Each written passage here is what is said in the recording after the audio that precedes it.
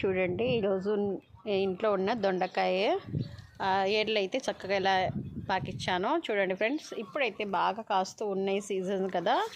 చూడండి కాయలు అయితే ఇలా అయితే ఉన్నాయి. ఇవి కచ్చిగా ఉన్నప్పుడు మాత్రం తెంచేయాలండి. ఇలా తెంచేస్తే ఇంకా కర్రీస్ చేస్తే నిజంగా చాలా టేస్ట్ అనేది వస్తూ ఉంటుంది. చూడండి ఇదేమో ఎంత బుడ్డి ఉంది క్యూట్గా. చూడండి ఫ్రెండ్స్, కాయలు అయితే ఎలా ఉన్నాయో.